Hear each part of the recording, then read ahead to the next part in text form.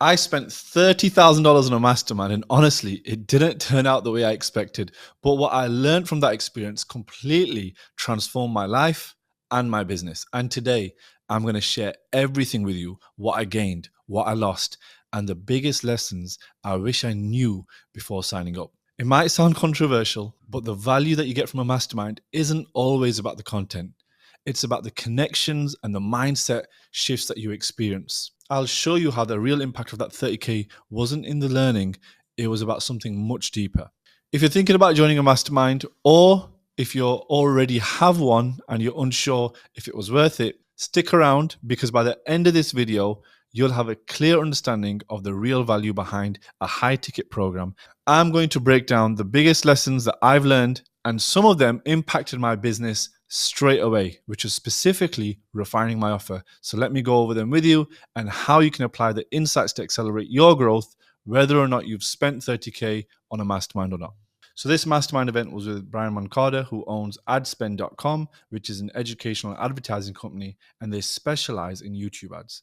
And over the 2 days, I got some incredible lessons. There was also a guest speaker, which I'll be covering, because he went over some absolute gems in the second day. But on the first day, it was more of a roundtable setting, and it was like, what do you guys need help on? And it was very clear. Articulating my offer was an issue that I was having. I'm going to be quite vulnerable and transparent with you here. My business has grown a lot over the last 2 years, but it's grown because of referrals, and it's grown because the product is really good. It hasn't grown because on the outside, our offer, the tagline sounded amazing. And I was playing about with a few, and I was struggling quite heavily with our product. In my experience, is far more than others. You might be able to even relate to this. My product and offer is far more than others. We give so much more than others, but my offer doesn't really show that. It just makes it sound like everybody else. And I gave this problem to the room. And there was a girl, Anna, from Lean Marketing, the one-page marketing plan, an incredible book that I remember I probably read about half of it. I think I need to finish the rest of the half the book now. But Anna was really helpful because she was great at articulating the offer. And then Brian really finished off with what she said and encapsulated how simple I just need to make my offer sound, which is we help coaches and consultants and agencies build high-performing sales teams in-house. I used to say all this stuff that we do, and I used to name the product, not the offer. Remember, I'm an expert in sales and operations. A lot of you watching this are going to be like, this is basic, this is marketing. But in the area that I'm an expert in, it was not naming the offer. This is why I don't teach offer building to my clients. We teach them expert tactics on how to build a sales team that can crush 10 million a year. How do we do that? I managed a sales team that was making 4 million a month. And I show them all the operations, all the tactics, and how we actually do that step by step. What I don't do is teach them the offer. And the reason why I don't teach them is because I'm not an expert at it.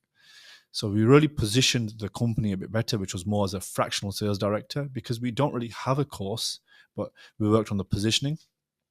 And then we worked out on the ad that I'm going to be making, the model of the hack, which is hook, story, close, and I had to grab attention within the first 5 to 10 seconds. Because naturally, when I talk a lot more as an operator.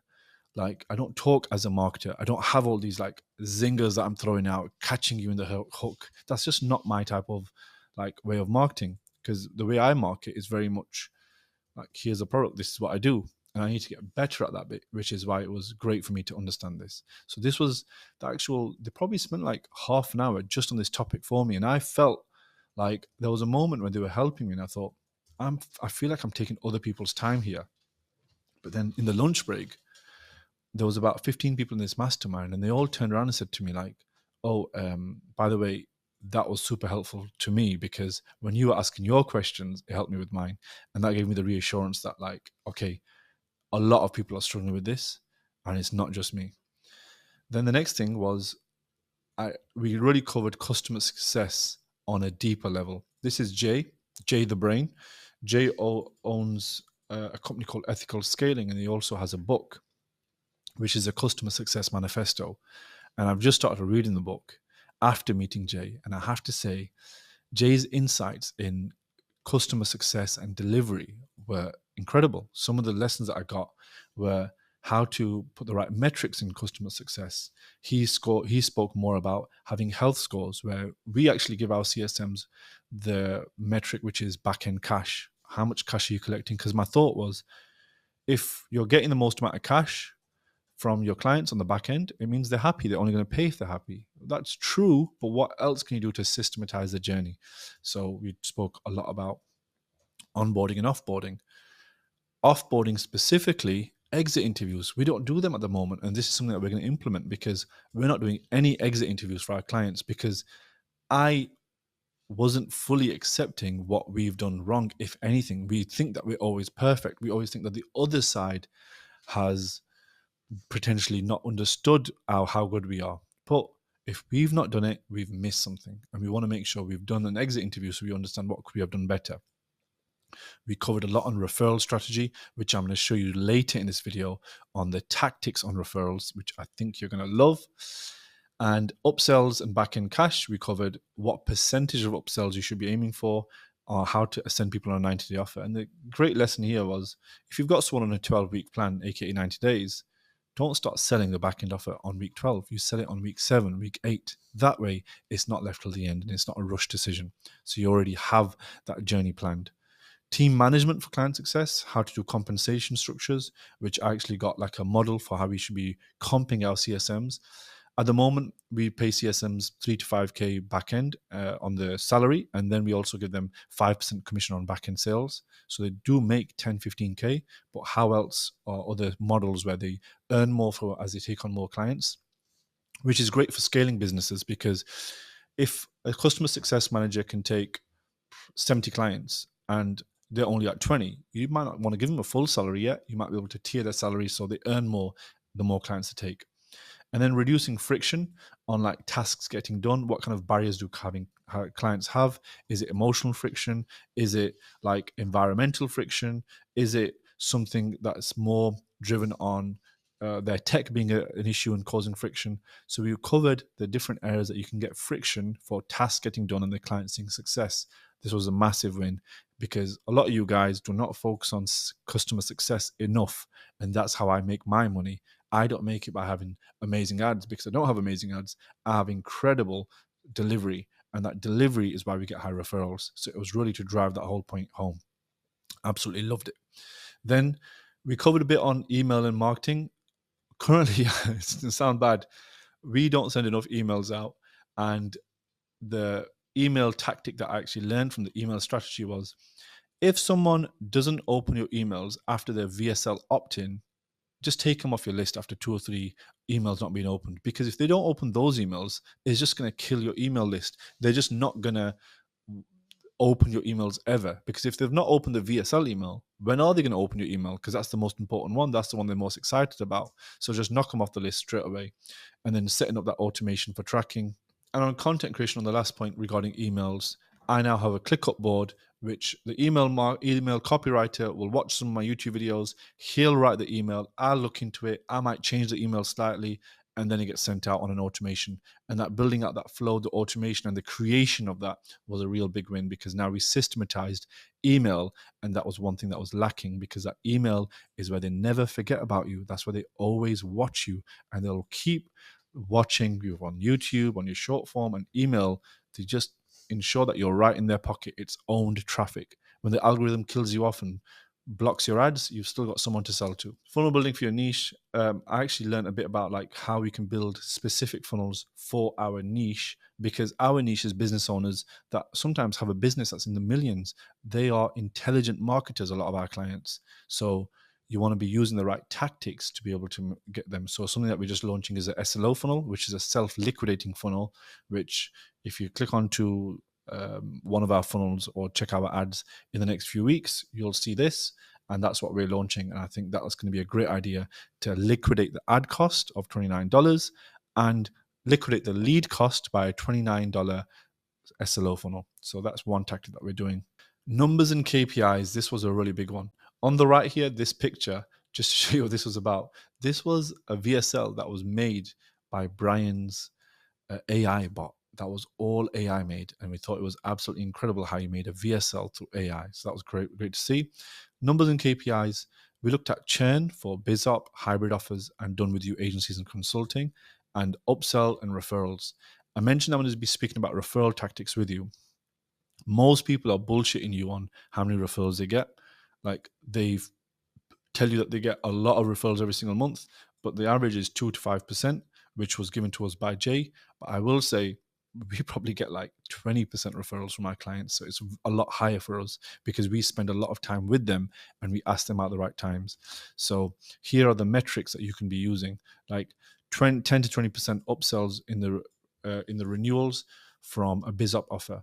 And I thought that was low, but when I think about it, when you think about the BizUp market, that market of people who are just first to an opportunity, they don't often see the success. They're not rich, they're not cash rich. So their chance of upselling is far lower than someone in a hybrid offer or someone in a done for you, because in a done for you system, they tend to just stay with you a lot longer. They don't tend to have an upsell. They just keep paying you because they need that service.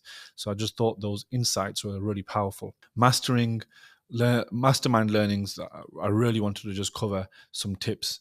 Just spending more time with your clients and actually increasing touch points, which is what we are actually very good at. I thought that was a great lesson on how you should actually be increasing touch points, speaking to them as much as possible, and focus on delivery of experience that others can't replicate. Too many of you marketers are worried about, oh, this person's going to copy my marketing, this person's going to copy my ads. You know what they can't copy? Your delivery. They can't copy how much you care about clients. And that's what gave us a lot of confidence, because someone might copy our funnels, but they can't copy how we deliver to clients because that service is impeccable. And avoiding complicated back-end offers. These were some of the tips. Direct mail strategies. We looked at sending physical books and leaflets out. We don't do that anymore. You know, like 15 years ago, I was giving out flyers for my gym. And now when I think that someone in the mastermind called Leighton, who has a Shopify, he runs ads for Shopify businesses. He's very good at what he does and he makes a lot of money doing it. And he recently sent out flyers, his ebook, in the post to a lot of his dream clients, and he got clients from it, which shows you those old tactics aren't dead. You can still be doing them. So that's something that we're going to try. A great point from you regarding ad success, because that's something that we need to improve. Ad success, 80% of the success from ads comes from the creative. And I was focusing too much on everything else but the creative. So this made me go and think, I need to really focus on creative. Referrals. There's a book called Giftology, which I wrote and I've actually ordered from Amazon, and how we can actually gift. And there's a format where they believe that you should be gifting 7% of your actual payment from the client into gifts for the client. And I never thought of it like that. And now I've made, like, I've not got to 7% yet, but we've got to 3%. So $400, $500 a month at least, we're going to be dedicating towards just on gifting to our clients during their program with us. So these were amazing tips and tactics that we got to get even more clients and get even more success. Advanced strategies on scaling versus growth. I really understood scaling on a high level, because remember, I was a part of a business that was doing $4 million a month. So you understand a system very well. And a system that is for scaling is same inputs, more outputs. And how would you do that? How do you design that system? Tracking client progress. We already have a ClickUp board where we actually track client progress, but we actually went even more in detail on how we can track even more client success. Financial management. Profitability comes on client success. So if you have a 10K offer, and let's say it's taking you $3,000 to acquire that client, $2-3 to service that client, and you're left with about $4,000, 40% margin. But if you have a back-end offer, that's all profit. You move up your margins and profitability by having that bigger back-end offer, by keeping clients for longer. So the focus on that. We focused a lot on team structures. I think I gave a lot of valuable insights on setter pay, sales manager commissions, and how to structure it all, KPIs for CSMs. So everyone gave a great amount of insight and input here. I think this was a really good mastermind, and I found great inspiration on like how Brian was just saying to the room, what else could we do? He didn't have an ego when he was addressing the room. He was just wanting genuinely everyone to help each other. And that's what made it so good. And I think that's one thing I absolutely loved about it. So my action points after that mastermind, in the next 30 days, I'm just making sure my emails are going out. My offer is now clear. We're getting new ad scripts. So that was one thing for me. Over the next 60 days, we'll have even more creatives, new campaigns, and a new testing budget, as well as our initial campaign. So we have 20% goes into testing, 80% goes into actual the lead flow. And over the next 90 days, I'll focus on client success and tracking effectively. So these are my tactics that I want specifically. So we want to upsell more clients, we want to focus on client success, more tracking, launch our ads, and have a set budget just on testing new ads. So if you look at, I've left this with incredible clarity, but I told you in the beginning, I'm going to have a deeper lessons for you. The deeper lesson is actually the connections that you make. We actually made customers from this mastermind. I did not go in there with the intention to sell to people, but I provided value to people, and the people that needed help with their sales manager, growing their sales department in their business, they came to me and said, hey, can we actually get your help on this? And we closed a lot of business, in the hundreds of thousands of business from this mastermind. And that was the big lesson, because I knew that if I just help people and provide a lot of value at a mastermind, it's not just me there to learn. I learned a lot, but I also gained a lot by helping others. So the lesson here was really, when you go into masterminds, don't just go in the mindset of taking, go with the mindset on giving. Because although I gained a lot, which you can see I gained a lot of knowledge, I gave twice as much as I gained. And that's why it came out with a great, valuable, like at the end of it, it was really valuable for us because we closed a lot of business, and I obviously bought into Brian's mastermind for the year. So incredible mastermind. Hats off to Brian. And I absolutely loved being a part of this, and I'm excited to go to the next one. I'll keep you updated on all my lessons for that. If you want to see my actual podcast with Brian, I did like a gym podcast with Brian. See the screen on the right hand side, click on that. And to subscribe to our channel, it's on the left. I'll catch you in the next video.